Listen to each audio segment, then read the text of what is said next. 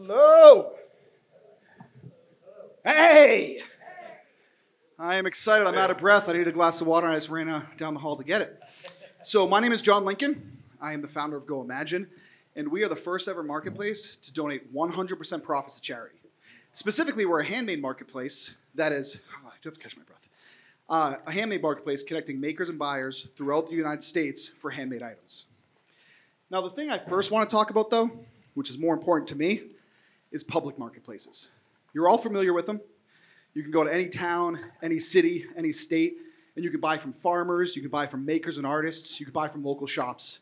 And the one thing that's in common with all these public marketplaces is that they're often created to help society. You find these marketplaces that bring in revenue in cities and states and actually give it back into society through charitable donations, whether helping homeless shelters, whether helping food banks, whether helping educational needs. And something has changed drastically over the past 20 years. Ever since the internet came around, people have been shopping more and more online and shopping less at brick and mortar places, and that includes public marketplaces. And so the money that used to go to local support of businesses and charities is now going online. The thing is, online 20 years ago was taken over by one group of people, and that is Wall Street. The internet should be a public good, but it's not. When this started, companies saw the internet as a way for them to make money. In like digital land, they came in to stake their flag and take ownership of the virtual world, which you don't see anywhere else. And think about for a moment what this actually means. First, think about if we ever colonize Mars. We're going to go to Mars, enter a new world, plant our flag, move in, and then it will become owned by Amazon. That doesn't make any sense. You would have a revolt on your hands if corporations came in and took the entire land, and now the only way you can use the land is if you pay Wall Street. That's not how society is supposed to run. But because of the way the internet has been built, that is how it's running. And so with goimagine, we're trying to do one special thing that we hope others actually follow in our footsteps. And that's we're creating a business model of philanthropy into the fabric of a marketplace, where 100% of the profits that we make from running our marketplace are going to help children in need. And the whole concept here is that buyers and sellers are transacting anywhere, wherever you go. The buyer buys a product, the seller sells a product, and in the middle, transaction fees are being taken out. And again, once again, going to Jeff Bezos for a ride to the moon. Now, the reality is that we're not the only ones to do this. And this was mentioned a moment ago as well.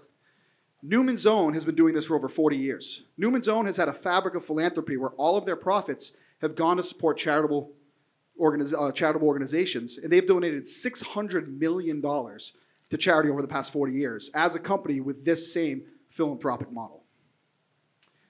Now, competitors. Many of you are probably familiar with Etsy. Etsy's been around a long time, and they started with the niche of handmade. Now, how can we possibly compete with Etsy? Well, one thing a lot of people aren't realizing, about 6 years ago after they went public, Etsy has been edging more and more to manufactured goods. And they've been squeezing their sellers harder and harder. Not surprising, they went on Wall Street and everything is now becoming about the bottom line and profit, and they've completely lost their mission. Because of that, in 2022, over 30,000 Etsy shops banded together and started the Etsy strike. And you should Google Etsy strike, and you'll see how many sellers are out there upset and angry at the greed you see coming in place of Etsy, more towards the bottom line for investors instead of the community-driven marketplace that they started. Now, how do you compete with Etsy? Yeah, I'm philanthropic, that's great and all, but you still need a company that can survive on its own despite philanthropy. And that's where with marketplaces, you have what's called the chicken or the egg. The chicken or the egg means that how do you get buyers if there are no sellers and vice versa. So we've built a community that allows you to build your own website on our platform, allows you to be part of our mobile social app, and also provides MBA training, Maker Business Academy training, which gives them a reason to subscribe and be a part of us, even though we're still growing, is the best way to put it. So now in terms of growth, currently we're at $350,000 in revenue we're going to hit this year. We've been seeing 20% month-over-month growth, which is higher than all the e-commerce, which has actually gone down this year. We're currently doing $18,000 in monthly recurring revenue, and we have over 3,400 paid members that are makers on our platform selling every day. So what I'm seeking is $1 million investment. So far to date, we have raised $500,000. How can you possibly raise money with a company giving it all away? It's because we're raising money on debt.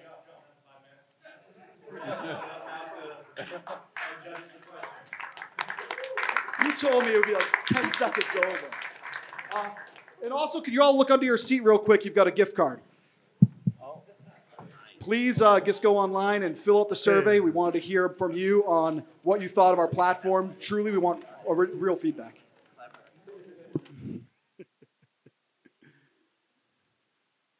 Oh. Okay. Well, so thanks for the presentation. Quick question for you. So a big part of this is obviously donating profit. So you've done $350,000 in revenue. How much have you donated so far? So we've donated over $20,000 so far.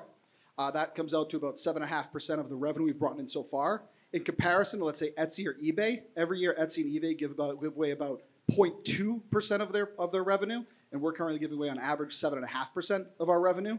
And we've actually baked philanthropy within the fabric. So even though we're losing money this year, we've still donated. Okay.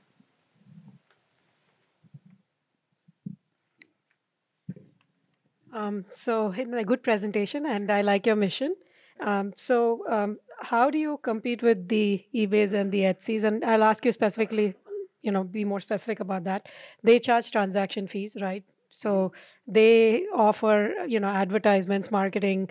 They have customer service folks that they hire. They have all these things and they have millions and millions of, buyers and sellers. So what is your business model, and how do you make money? Even to give the money away. So there's two ways we have revenue streams. One is the typical transaction fee, which is through a marketplace transaction. The other is vendors on our platform pay a small subscription fee to be on our platform for a small monthly payment. Now within that payment, we've incentivized them by giving them their own private website. That's another thing that we offer them as an added bonus. So we've had in the past year hundreds of sellers cancel their Shopify account, cancel their Wix account, cancel their WooCommerce and website builders to build on our site instead, because not only are they getting a website for less money than they're paying for Shopify, they're supporting a new marketplace that's driving them traffic where their own website drives them zero traffic. So that gets back to the idea of giving them reasons to stick around while we're still growing. Great presentation. Thanks for the gift. That is not a bribe. I actually told. I was going to say thanks for the bribe. Actually, I was going to say that, but I didn't. Seriously, it's $15. This is going a long way. What's the cost to a user coming on your platform? There's nothing for the user, for the buyer. So for the seller, we have three different subscription plans going from $2.50 a month up to $10 a month. The $10 a month gets you your own private website, which I mentioned before. For the buyer, there's no charge at all. It's like shopping on Amazon. The seller does give up to 5% of the sale. So when they make a transaction, we take 5% of it. Most of that goes to charity. But that's actually less than the Amazons and Etsy's, which take upwards of 10 to 20%. How are the websites being built? How are you creating that connectivity? Is that your team? Is that just kind of pass so through? In terms of the founding team, my co-founder is an e-commerce developer. He currently also has developed for EasyCater, which is a very large marketplace. We built it on Ruby on Rails. We have been using off-the-shelf software to fill in gaps where we needed to. And as we continue to grow, we're I'd say, innovating extra features through our own custom development. I do have a few overseas full-time developers as well. Okay, awesome. Thank you. Thank you.